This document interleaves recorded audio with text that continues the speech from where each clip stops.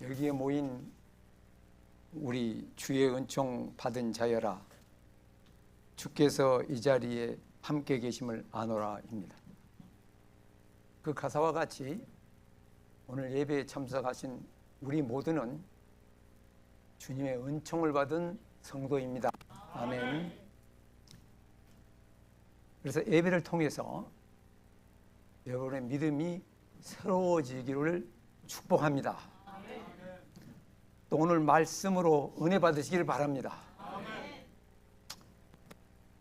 코스코에 들려서 자동차에 기름을 넣습니다. 기름을 넣을 때마다 느끼는 감정은 기름이 꽉 차 있는 모습을 볼 때 제 배가 부릅니다. 여러분 집에 쌀이 많이 있으면 배가 부릅니다. 그와 같이 주일날 예배에 와서 하나님의 말씀으로 은혜를 받으면 내 심령에 배가 부르는 법입니다. 기도 한번 하십시다. 좋으신 우리 아버지 하나님, 항상 우리를 부르셔서 영광을 받으실 뿐만 아니라 좋은 것으로 축복해 주시기를 원하시는 아버지 하나님, 이 시간 우리가 주의 은총을 받은 성도임을 자각하고 이 자리에 예배를 드립니다. 신령과 진정으로 드리는 예배 이후에 하나님 우리의 찬양을 받으시고 우리의 간절히 바라는 기도의 제목들을 주님의 뜻에 따라 응답받는 귀한 시간이 되게 하여 주시옵소서. 특별히 이 시간은 주님의 사랑을 받은 성김의 종이 되신 우리 최 목사님이 말씀을 증거하셔야 하는데, 주님의 인도하심으로 그동안 오랫동안 뵙지 못했던 어머니를 만나러 한국을 나가셨습니다. 이 세상을 살아가는 동안에 우리가 가장 귀한 은혜는 주님의 은혜, 하나님의 은혜이지만 그것 다음으로 부모님의 은혜인 줄로 믿습니다. 우리 목사님이 떨어져 있으므로 어머니에 대한 그 효도를 다하지 못한 그 부족함을 이 짧은 한 주일 동안도 함께 계심으로 말미암아, 하심으로 말미암아 어머니와 대화하고 어머니의 이야기를 듣고 어머니를 기쁘시게 하는 축복된 시간이 되게 하여 주시옵소서. 강건함으로 돌아와서 다시 귀한 사역을 감당케 하여 주실 줄 믿습니다. 오늘 이 한 시간도 주의 종을 성령의 인도하심으로 충만으로 사용하여 주시옵소서. 말씀이 생각나게 하시고 전하는 자나 듣는 자가 함께 은혜 받는 축복의 시간, 기쁨의 시간, 은혜의 시간이 되게 하시옵소서. 예수님의 이름으로 기도하옵나이다. 아멘. 어떤 젊은 사람이 한꺼번에 여러 가지 문제를 직면하게 됐습니다. 장가도 가야 되고, 취직도 해야 되고, 또 집도 사야 되고, 또 부모님도 섬겨야 되고, 한꺼번에 문제가 몰려오니까 너무 골치가 아픈 거예요. 미치도록 골치가 아파서 존경하는 목사님께 가셔서, 목사님, 제가 골치가 너무 아픕니다. 문제가 많아서 골치가 아픈데 어디 문제 없는 곳이 없습니까? 좀 가르쳐 주세요. 네, 거기 가서 살고 싶습니다. 했더랍니다.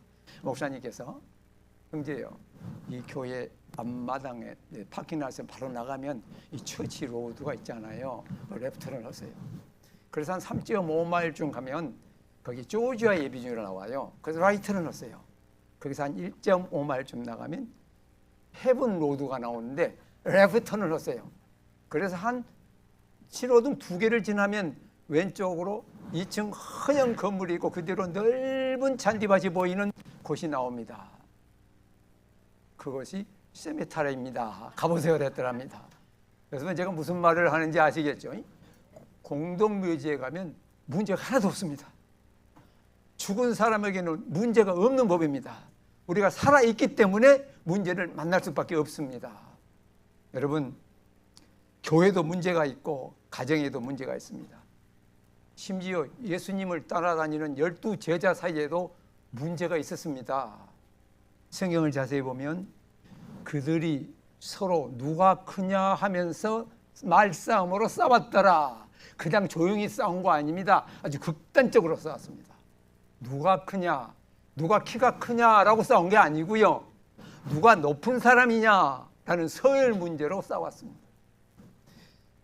세베대의 아들 야고보와 요한이 예수님께 와가지고, 주님, 주의 나라에 임하실 때에 한 사람은 주님의 오른편에 두시고요, 다른 한 사람은 왼편에 두세요 했습니다.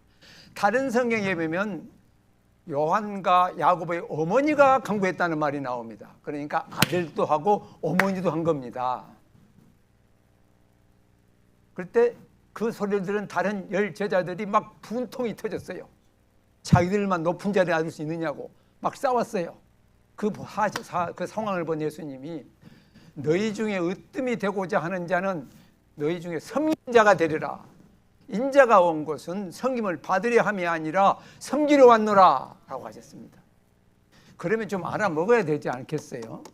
그런데 제자들도 예수님의 말씀을 잘 못 알아들어요. 생활에 옮기지를 않아요. 급기야 예수님과 제자들이 마지막 만찬 성만찬을 하는 그 시간입니다. 식사 시간이에요. 그 시간에도 누가 크냐고 싸워요. 누가 소열이 높냐는 거죠. 왜냐하면 오늘 우리 목사님께서 이렇게 좋은 말씀을 이렇게 써주셨는데, 섬김에 대해서 써주셨는데, 유대인의 풍속에는 손님이 집에 찾아오면 종이 손님의 발을 씻어주는 좋은 풍습이 있었답니다. 옛날에 도로 사정도 안 좋고 신발도 좋지도 않고 집신 신고 다니니까 발이 얼마나 더러웠겠어요. 그래서 손님을 향한 배려예요. 종이 손님의 발을 씻어줘요. 그러니까 이제 12제자와 예수님이 한 자리에 모였잖아요. 저음 한잔 하려고. 근데 서로 눈짓을 하면서 말하면서 싸우는 거예요. 네가 예수님 발도 씻어주고 내 발을 씻어줘야 돼. 네가 해 하고 싸우는 겁니다. 왜냐하면 발을 씻어준다는 자체가 종의 신분을 취한 것이 되기 때문에 낮은 자가 되고 싶지 않은 거예요. 서리 높은 자가 되기를 원했던 거예요. 이 광경을 본 예수님께서 이제는 말씀으로 하는 것이 아니라 행동으로 제자들의 발을 씻겨주는 섬김의 모습을 보였습니다. 아멘. 그래서 오늘 이 말씀을 좀 더 상황 배경을 잘 알기 위해서 요한복음 14장 1절로 제가 조금 읽겠습니다.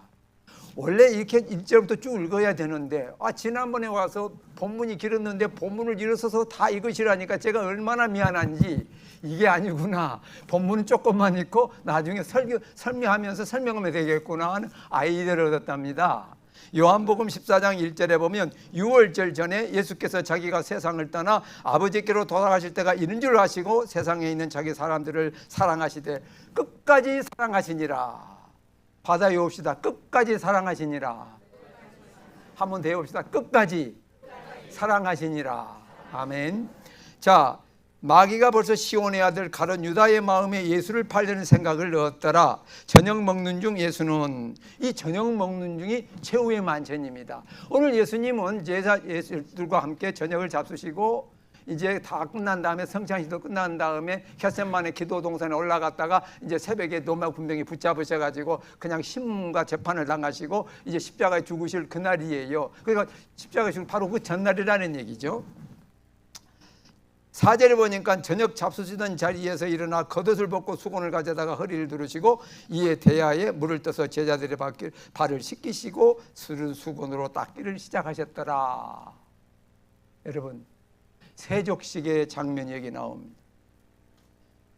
제자들이 예수님의 말씀을 해서 못 알아먹으니까 이제는 시청강 교육, 이렇게 직접 예수님이 제자들의 발을 씻겨주는 장면을 보이시는 것입니다. 섬김의 도를 보였다는 것이죠. 제자들이 갑자기 예수님이 이러니까 어리둥절하고 당황하고 난처해서 이상한 행동을 합니다. 베드로는 예수님 제발 쉬지 마세요. 제 발을 죽어도 못 씻습니다.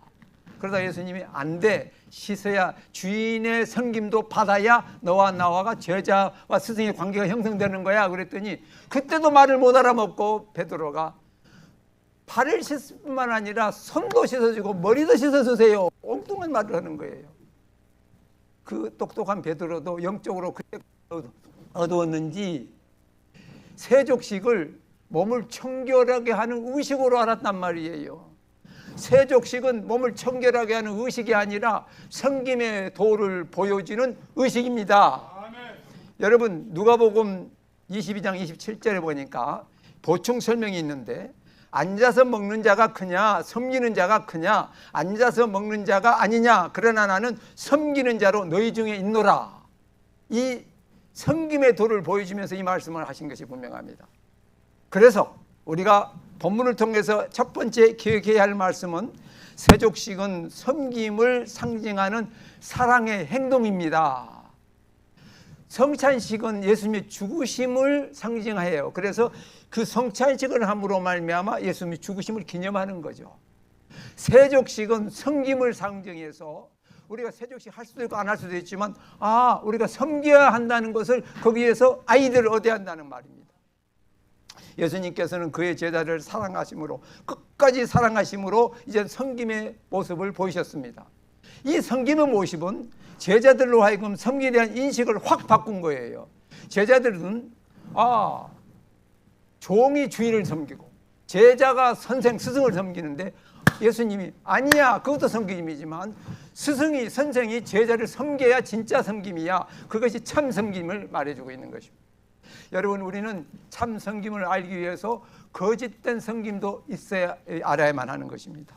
거짓된 섬김은 보답을 받기 위해서 하는 섬김입니다. 그래서 거짓 섬김을 하는 사람들은 누구를 섬겨야 보답을 받을지 그 대상을 선정합니다. 때로는 높은 지위에 있고 권세를 가진 사람만 섬깁니다. 왜냐하면 그렇게 해야 이득이나 혜택을 받기 때문입니다. 그런데 이러한 거짓된 섬김은 이해관계가 끝나면 섬김도 끝나버립니다. 이와 반대로 참된 섬김은 아무런 대가나 이득을 바라지 아니하고 아무 가식 없이 다른 사람을 돕는 섬김입니다. 받아야 옵시다. 진정한 섬김, 진정한 섬김, 참된 섬김. 우리 예수님은 이렇게 참된 섬김을 하여 주고 있는 거죠. 그 결과 참된 섬김은 사랑함으로 서로를 싸매어주고 끊어진 것을 연결해주고 막힌 것을 풀어줌으로 말미암아 그 공동체가 화목하게 되고 기쁨이 되고 튼튼해지는 법입니다. 여러분, 가정이라는 공동체를 한번 생각해 보십시다. 하나님께서 이 세상을 창조하실 때에 제일 먼저 만드는 공동체가 가정이에요. 이 가정의 공동체가 튼튼해야 사회가 튼튼해지는 것이죠. 자녀 교육도 잘 되는 법인 것이죠. 자, 보십시다. 아내가 남편을 섬깁니다. 사라가 아브라함을 주 그리스도를 섬기듯이 아내가 남편을 섬깁니다. 남편도 동일하게 아내를 섬깁니다. 마치 그리스도가 교회를 사랑한 것 같이 남편이 아내를 섬깁니다. 그러면 어떠한 효과가 나타나냐면, 어떠한 열매를 맺게 되냐면 화목의 열매를 맺게 되는 것입니다. 여러분, 공동체 중에 가장 중요한 공동체가 가정이라는 공동체인데 부부관계예요. 동고동락하는 관계예요. 제일 행복하게 살아야 돼요. 그런데 살다 보면 서로 주관이 다르고 서로 사고방식이 다르서 자주 다툴 때가 있습니다. 아마 제일 많이 다투는 대상이 부부관계가 아닌가 싶습니다. 그런데 섬김을 하게 되면 이 다툼은 떠나가고 화목의 열매가 피어나는 법인 것입니다. 이 세족식은 우리로 하여금 이 섬김의 도를 기억나게 해주는 것입니다. 가정뿐만 아니라 우리가 일하는 회사나 직장이나 교회에서까지도 이 섬김의 모습이 중요한 것입니다. 그래서 우리는 우리 일상생활 가운데 어떠한 섬김이 있는지 알아야겠습니다. 작은 섬김이 있습니다. 작은 섬김은 글자 그대로 사소한 일을 실제적으로 도와주는 섬김입니다. 예를 들면 라이드를 해주는 것입니다. 또 영어 통역을 좀 해주는 것입니다. 한국에 보니까 시골 동네에 젊은 사람은 거의 없고 나이 드신 분만 많이 살아 계세요. 할머니, 할아버지들 주로 많이 살아 계세요. 그런데 또 할아버지는 일찍 세상을 떠나셔가지고 할머니들만 그렇게 많이 살아 계시는데 집안에 손볼 곳이 한두 가지가 아닙니다. 갑자기 떨어져가지고 제가 그래서 그 동네의 이장님들이 집집마다 찾아가서 형광등 새로 바꿔주기도 하고 또 문틀 고쳐주기도 하고 상수도 고쳐주기도 하고 작은 섬김을 베풀어 주는 것을 봤습니다. 그 도움 받는 사람들은 천사가 따로 있는 게 아니에요. 그 이장님이 천사예요. 그 작은 섬김이 그만큼 중요하다는 말이죠. 어떤 사람은 큰 섬김을 설탕에 비유하고 작은 섬김을 소금에 비유했답니다. 설탕도 필요하고 소금도 필요한데 소금이 유용도가 더 많아요. 음식도 가지 마녀야 먹지 않습니까? 소금도 아니요, 달걀, 계란도 소금이 좀 있어야 맛있는 법이지 그냥 법이 없지 않습니까? 소금을 너무 많이 섭취했을 때 뭐 안 좋은 것이지 소금이 반드시 필요하다는 것입니다. 작은 성김이 그렇게 필요한 거예요. 예수님께서 이런 말씀을 하셨어요. 내가 줄일 때에, 배고플 때에 너희가 먹을 것을 주었고, When I am hungry, you feed me, gave me food. 그래 맞겠죠. 내가 목마를 때 너희가 마시게 하였고, 내가 나그네 되었을 때 너희가 영접하였고, 내가 헐벗었을 때 너희가 옷을 입혔고, 내가 병들었을 때 너희가 보았고, 내가 옥에 갇혔을 때에 너희가 와서 보았느니라. 제자들이 가만히 그 말을 듣다가 주님 우리 그렇게 한 적이 별로 없는데요 했더니 예수님의 말씀이 너희가 여기 내 형제 중에 지극히 작은 자 하나에게 한 것이 곧 내게 한 것이니라. 아멘. 지극히 작은 자 하나에게 한 것, 한 작은 섬김이 나에게 한 것이라는 말입니다. 참으로 작은 섬김은 이 사회를 아름답게 합니다. 그 다음 섬김은 서로 짐을 나누는 섬김입니다. 여러분 사실 짐은 무겁습니다. 그래서 짐이라고 그럽니다. 그런데 여럿이 함께 들면 그 짐도 가볍습니다. 마음의 짐도 무겁습니다. 그런데 이 마음의 짐을 함께 지면 가벼워지는 법입니다. 슬픔이라는 짐도 함께 나누면 그 슬픔이 떨어지는 것처럼 말입니다. 그런데 서로 짐을 지고 감으로 해서 가볍게 하는데 여러분 질병이라는 문제도 그 짐도 서로 나눌 때에 가벼워집니다. 고침받습니다. 병은 자랑해 놨는다는 말이 있는데 그 말인 것 같습니다. 여러분 중풍병자 한 사람이 살았는데 예수님이 그 동네 오신다니까 예수님을 만나러 오고 싶어 했어요. 가서 자기 병 좀 고치려고. 그런데 혼자 갈 수가 없어요. 중풍병이 걸려서 걷기가 힘드니까. 친구 4명이 그 중풍병자를 데리고 예수님께 찾아갔습니다. 근데 예수님이 그 동네 오신다니까 온 동네방네 사람이 다 모였어요. 글자 그대로 그 집에 문전성시를 이뤄서 들어갈 수가 없는 거예요. 그래서 그 친구 4명이 그 중풍병자를 이렇게 하고 협조를 해서 그 집 계단 옆에 있는 계단으로 지붕에 올라갔습니다. 그리고 지붕에 이렇게 구멍을 내어서 성경에 보면 그 중풍병자를 친구 4명이 예수님이 계신 밑으로 가라 내렸더라 했습니다. 예수님이 말씀하시는데 갑자기 구멍이 뚫리고 말이죠. 위에서 사람이 되니까 얼마나 놀랐겠어요. 막 토네이도가 갑자기 와가지고 그냥 지붕이 훅 날아갔다고 놀랬다는 사람이 있는데 막 그만큼은 놀라지 않았지만 놀랐는데 예수님은 그 중풍병자가 친구 4사람과 함께 올 것을 알고 계셨답니다. 그래서 서로 짐을 지는 그 섬김, 그 협동, 또 그들을 함께한 믿음을 보시고 예수님은 중풍병자의 죄 사함을 해주시고 병도 고쳐주셨어요. 일어나 걸어가라. 할렐루야. 예수님께서 서열의 문제도 섬김으로 해결한 것처럼 질병이라는 문제도 서로 짐을 지는 그 섬김으로 고쳐주셨어요. 할렐루야. 그 섬김이 중요한 것입니다. 또 하나 섬김을 보십시다. 보편적인 예절의 섬김입니다. 보편적인 예절의 섬김. 이 세상이 참 여러 사람이 살아요. 또 각박해졌어요. 인정이 없어졌어요. 이럴 때 우리는 서로가 예절을 지키는 것이 좋습니다. 정중한 예절은 서로의 인격을 존중합니다. 다른 말로 서로의 가치를 인정해 줍니다. 러시아에 3사람의 유명한 문호가 있다고 하죠. 톨스토이, 도스토옙스키, 이반 두르게네프. 하루도 기억하기가 어려워서 제가 이게 써왔습니다. 이반 두르게네프. 이분도 러시아의 유명한 문호 중에 한 사람이랍니다. 이 이반 두르게네프, 이반이 하루 길을 가는데 갑자기 어떤 사람이 자기에게 쫓아와서 구걸을 합니다. 돈을 좀 달라 하면서 손을 내미는 거예요. 돈 좀 주세요.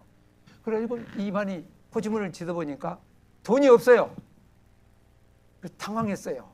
그래서 이반이 그 돈을 달라 하는 그 사람의 손목을 딱 붙잡고 형제요, 형제님 화를 내지 마세요.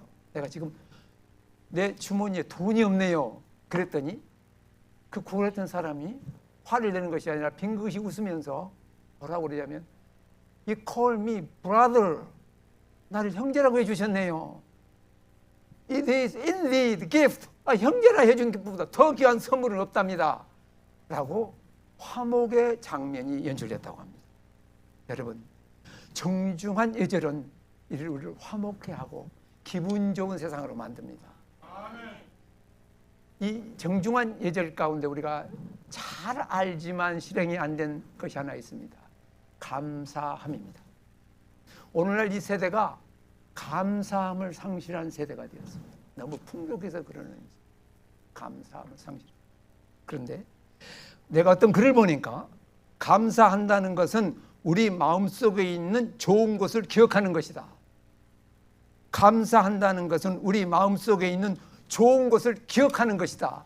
여러분, 감사하려고 보니까 내가 그때 그 사람으로부터 어려울 때 도움을 받았네. 도움을 받았네. 그 기억이 남으로 내가 기분이 좋아지는 거예요.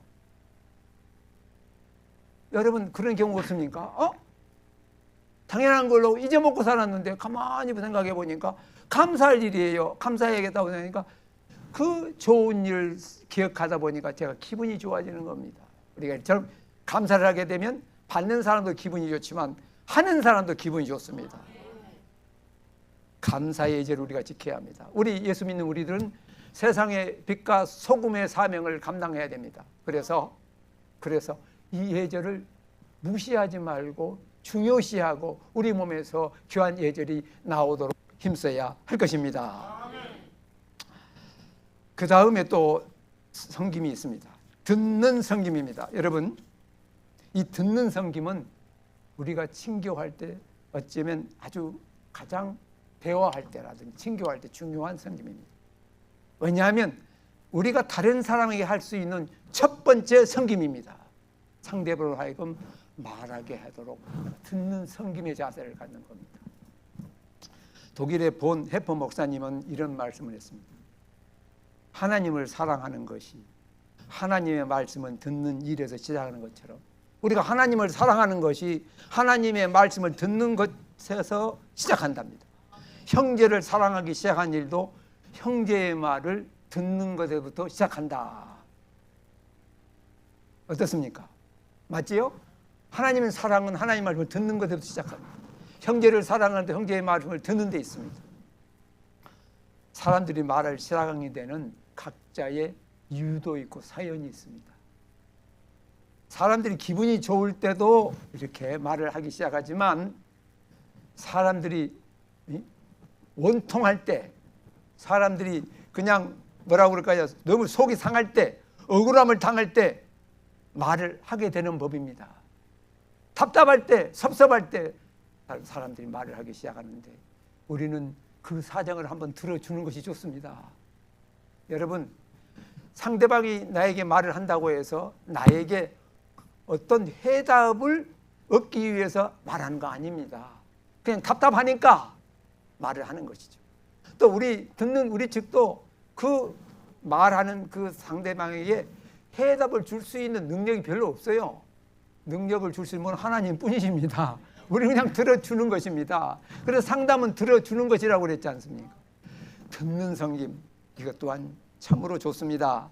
성경은 말합니다. 듣기는 속히 하고 말하기는 더디하고 성내기도 더디하라. 성을 내는 것이 하나님의 글을 이루지 못한다고 그랬습니다. 여러분, 우리가 나이가 많아지면 듣는 것도 많고 보는 것도 많고 아는 것도 많아서 까딱 실수하면 말이 많아지는 겁니다. 그래서 그런 말이 있습니다. 나이가 들수록 쥐가 문은 열되 입술의 문은 닫으세요. 우리가 말이죠, 살아가면서 산전, 수전, 공중전을 겪기 때문에 참 많이 알고 있습니다. 그래서 우리가 좀 가르치려고 합니다. 그런데 젊은 사람들이요, 우리하고 달라요. 더 똑똑하더라고요. 젊은 사람들 말 듣는 것이 좋습니다. 자식의 말 듣는 것이 좋습니다. 종업원의 말을 듣는 것이 좋습니다. 아내의 말을 듣는 것이 좋습니다. 본디오 빌라도가 아내의 말을 들었기만 했어도 예수님을 십자가에 못 박히지 않았을 겁니다. 예수님이 오늘 그날까지 본디오 빌라도는 욕을 먹게 되어 있습니다. 아내의 말을 안 들어서 그렇습니다. 듣는 성김. 여러분 무슨 말인지 조금 이게 센스가 되시죠? 대화할 때는요 1, 2, 3 법칙을 알아야 돼요. 1, 2, 3 법칙. 1분 동안은 내가 이야기하고 2분 동안은 상대방이 이야기하고 상대방의 이야기가 안 끝난 것 같으면 3분 더 하게 하고 할렐루야. 1, 2, 3. 저도 말이 많습니다. 그래서 주여 이 말의 절제의 은사 좀 주시옵소서. 사실요 말할 때보다 말 안 하는 사람이 더 무서운 법입니다. 말을 안 하는 것이 안 하다가 한 말 딱 하는 것이 더 효과가 있지 자꾸 말을 해보세요. 듣는 사람들이 신청도 안 해요. 말이 많으니. 그래서 저도 기도합니다. 말을 줄이게 해주시옵소서. 말을 주시게 해주옵소서. 듣기는 속히 하고 말하기는 더디하라 해주십시오. 성내기도 더디하게 해주십시오. 아무리 잘해도 성질 한번 내면 공든탑 무너집니다. 무너져요 진짜. 여러분 칭찬은 많이 있는데 하는 게 좋다고 그러죠. 근데 책망은 여럿이 있는데 하면 안 좋대요. 사람이 책망을 안 들으면요 평생 간대요. 그래서 책망 한 번 하면은요 10번 칭찬을 해줘야 그것이 겨우 잊어먹을까 말까 한대요. 우리가 나이 드신 분들은 더 그래요. 저도 그래요. 여러분 듣는 성김을 우리가 가져야 하겠습니다. 제가 오늘 이렇게 조금 조목조목 이야기한 것은 이유가 있습니다. 영성신학자로 리차드 포스터라는 목사님 신학 교수님이 계시는데 참 좋은 책을 썼습니다. 영적 훈련과 성장이라는 좋은 책을 썼는데 아마 한국에 있는 성도들은 거의 다 봤으리라고 생각합니다. 아주 몇십 판을 찍어냈으니까요. 거기에 보면 영적 훈련과 성장이라는 책을 보면 이미 보신 분도 알겠지만 13가지 훈련이 나옵니다. 기도의 훈련, 찬양의 훈련, 고백의 훈련, 금식의 훈련, 기뻐하는 훈련, 그 중에 하나 성김의 훈련이 나와서 저도 이 영적 훈련과 성장이라는 거 가지고 우리 성도님과 성경 공부를 13주에 걸쳐 해봤는데 효과가 별로 없어요. 왜 그런가 했더니 하도 좋은 훈련이 나오니까 좋은 것이 나오니까 묻혀가요. 마치 여러분 워싱턴 DC에 가면 내셔널 내추럴 뮤지엄이 있는데 그 들어가 보면 보석이 많이 쌓이는 보석관이 있습니다. 한번 들어가 보세요. 좋은 보석이 너무 많으니까 어떤 보석이 좋은지를 몰라요. 하도 많으니까. 그러나 그 보석을 하나 딱 떼어내서 다른 곳에 놓으면은 야 진짜 이거 아름답구나. 질가가 있구나. 좋구나. 가지고 싶네. 그런 마음이 들 정도입니다. 영적 훈련과 성장의 책에서 13주 훈련을 했더니 다 묻혀가요. 그래서 그것도 중요하지만 설교 시간에 관련된 본문에서 이거 좀 소개하는 것이 좋겠다 해서 제가 좀 소개를 해드리는 겁니다. 아시겠어요? 그래서 그 다음 섬김은 생명의 말씀을 서로 나누는 섬김입니다. 생명의 말씀을 서로 나누는 섬김. 여러분 사람은 듣는 대로 생각하고 듣는 대로 행동하게 되어 있습니다. 자꾸 말해보세요. 생각하고 그대로 따라가게 되어 있어요. 이렇게 브레인워시 되게 되어 있어요. 그러니까 우리가 생명의 말씀을 자꾸 전하면 듣는 사람이 어느 순간 모르게 자기도 그 말씀이 좋아져서 자기 생명을 구하는 역사가 나타나는 법입니다. 아멘. 자, 그래서 사도 바울은 그런 말씀했죠. 누구든지 주의 이름을 부르는 자는 구원을 얻으리라. 그런즉 그들이 믿지 아니한 이를 어찌 부르리요? 듣지 못한 이를 어찌 믿으리요? 전파하는 자가 없이 어찌 들으리요? 보내심을 받지 아니하였으면 어찌 전파하리요? 기록된 바 아름답도다 좋은 소식을 전하는 자들의 발이요. 저는 생명의 말씀을 서로 나누는 성김을 하는 사람들에게 그런 말씀을 주고 싶습니다. 아름답도다 좋은 생명의 말씀을 서로 나누는 성김을 보는 사람들의 발이여 함과 같다라고 말씀을 전하고 싶습니다. 여러분 우리들이 해야 할 성김이 많지만 작은 성김도 중요하고 서로 짐을 나누는 성김도 중요하고 또 듣는 성김도 중요하고 또 서로 짐을 나누는 성김도 중요하지만 생명의 말씀을 나누는 성김도 우리가 반드시 해야 되지 않을까 싶습니다. 복음을 전하는 성김이기 때문에 복음을 전해야 그 생명이 살아요. 복음을 전해야 나도 살고 내 아내도 살고 내 친구도 살고 부모 형제도 살고 자식도 다 사는 법입니다. 복음은 생명을 가져오기 때문입니다. 여러분, 이외에도 숨는 성김이 있습니다. 숨는 성김. 성김을 해놓고 숨어버리는 거예요. 자랑하지 않은 거예요. 오른팔이 하는 왼팔이 모르게 하고. 숨은 성김. 또 관용의 성김이 있습니다. 용서해주는 성김. 또 다른 사람의 명성을 보호해주는 성김이 있습니다. 사람들은 시기가 나면 중상 못하게 해서 험담, 가짜 뉴스, 페이크 뉴스를 만들어냅니다. 그러니까 어떤 사람이 그냥 자기도 모르게 가짜 뉴스에 의해서 나쁜 사람이 되어버리는 겁니다. 그래서 우리가 그 험담을 들을 때에는 그 사람의 명성을 보여주는 성김을 따라서 내 입에서 그 험담을 스탑하는 것입니다. 안 하면 됩니다. 남의 얘기가 별식과 같이 맛이 있어서 듣기는 참 좋은데 당사자는 괴로운 법입니다. 다른 사람의 명성을 보호해주는 성김도 필요합니다. 대접하는 성김 필요하고요. 하나 더 하겠습니다. 칭찬하는 성김도 필요합니다. 우리들이 칭찬이 좀 부족한 것 같아요. 칭찬은 고래도 춤을 추게 한다고 합니다. 칭찬을 받으면 다 기분이 좋습니다. 칭찬을 좀 해줍시다. 칭찬을 또 해줘도 좋습니다. 상대방이 잠깐 나 비행기 태움이라고 한다, 억지로 한다 아는 것도 좋습니다. 칭찬을 하는 성김이 있습니다. 여러분, 오늘 우리가 이토록 제가 성김을 얘기하는 것은 예수님이 오늘 우리가 읽은 말씀대로 이와 같이 말씀했기 때문입니다. 내가 주와 또는 선생이 되어 너희 발을 씻었으니 너희도 서로 발을 씻어주는 것이 좋으니라. 세족식을 보면서 내가 너희에게 행한 것 같이 너희도 행하게 하려 하여 본을 보냈노라. 성김의 본을 보였다 이 말이죠. 내가 진실로 너희에게 이르노니 종이 주인보다 크지 못하고 보냄을 받는 자가 보낸 자보다 크지 못하나니 너희가 이것을 알고 행하면 복이 있으리라. 한마디로 정리하겠습니다. 섬기는 자가 행복합니다. 받아야 옵시다. 섬기는 자가 행복하다.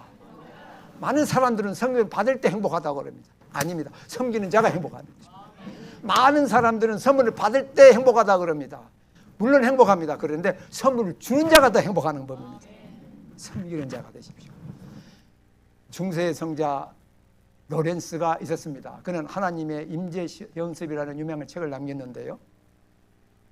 그의 소원은 수도원의 수도사가 되는 것이 소원이었답니다. 그런데 유감스럽게도 그의 신분이 서민이에요. 학벌이 없어요. 그리고 몸에 장애를 가졌어요. 그래서 수도사가 될 수 없었어요. 그래서 그는 수도원의 수도사가 되지 못하고 주방에 들어가서 요리하는 일로 봉사하게 되었습니다. 그는 주방에서 요리를 만들 때마다 기도했답니다. 소금을 뿌릴 때마다 소금처럼 되게 하여 주시옵소서.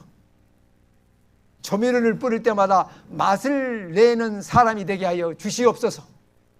주방 청소를 할 때마다 내 마음을 청결케 하여 하옵소서. 생선을 죽여 음식을 만들 때마다 나도 주고 생명을 살리게 하여 주시옵소서. 그렇게 기도하면서 음식을 만들어 모든 수도사에게 정성껏 대접했습니다. 세월이 흘렀습니다. 수도사들은 금식과 기도로 뜻밖의 고행으로 참 힘들어했습니다. 얼굴 인상도 펴지를 못했습니다. 그러나 로렌스의 얼굴은 천사처럼 빛났습니다. 왜냐하면 그는 성김으로부터 오는 기쁨을 누렸기 때문입니다. 그래서 수도사들은 날마다 식당에 밥을 먹으러 올 때마다 로렌스의 얼굴을 보면서 예수님의 얼굴을 본뜻했습니다. 그들은 수도함으로 은혜를 받은 것이 아니라 로렌스의 얼굴을 보면서 예수님의 마음을 닮기 시작했습니다. 그런데 나중에 로렌스가 어떻게 되십니까? 그 수도원의 원장이 은퇴한 이후에 모든 수도사들이 로렌스를 수도의 원장으로 추대를 했답니다. 할렐루야. 섬김을 했더니 오히려 섬김을 받는 쪽이 되었다는 거죠. 섬기는 자가 행복합니다. 여러분, 우리 세족식에서 특이한 상이 하나 더 있습니다. 예수님께서 가롯 유다의 발까지도 씻어주셨습니다. 가롯 유다 누굽니까? 예수님 팔아먹은 나쁜 사람, 배신자, 30냥 팔아먹은 사람. 근데 원래 가롯 유다가 처음엔 그러지 않았어요. 아주 예수님에게 정직했고 충성 다한 사람이었습니다. 그래서 예수님은 그 12사람 그 무리에 회계장부를 맡겼답니다. 어느 공동체, 어느 기관에서도 제일 믿음직한 사람 회계 담당을 맡기는 법 아닙니까? 가룟 유다가 뭐 예수님과 12제자가 장사한 거 하는 분들이 아니라 뭐 돈 들어온 게 뭐 있었겠습니까만은, 그래도 도네이션이 들어오면 그걸 맡더라고. 회계장부를 맡은 사람인데, 그렇게 믿음직한 사람인데 세월이 3년이니까 변해가지고 예수님 팔아버렸잖아요. 저 같으면 가룟 유다, 야 너는 좀 저리 빠지면 좋겠다. 근데 예수님은 가룟 유다의 발까지 썼습니다. 섬김의 본을 보이셨죠. 끝까지 가룟 유다가 회개하기를 원했던 것이죠. 저는 이 장면을 보면서 주님, 저도 섬김을 다 해야 되는데 좀 보고 싶지 않은 사람이 있거든요. 나 미워하는 사람이 있거든요. 욕하는 사람이 있거든요. 안 하고 싶은데요, 그 사람들에게. 예수님의 섬김은 그 사람도 섬기라는 것입니다. 주님 말씀에 너희가 몇 사람, 여러 사람을 섬기라 했거든요. 원수까지도 섬기한다는 거죠. 한국말에 조포맨이라 했답니다. 조포맨. 조물주도 포기한 맨, 남자. 조물주도 포기한 사람. 하도 고집이 센 사람. 완악한 사람. 우리 자매님의 남편의 라스네임이 레러입니다. L-E-A-T-H-E-R. 가죽이에요. 아, 그분도 보통 찌기신 분이 아니야. 아무리 예수님을 믿어도 안 오시면. 근데 그 집에 가면, 지하실에 가면 고양이가 한 20-30마리 있는 거예요.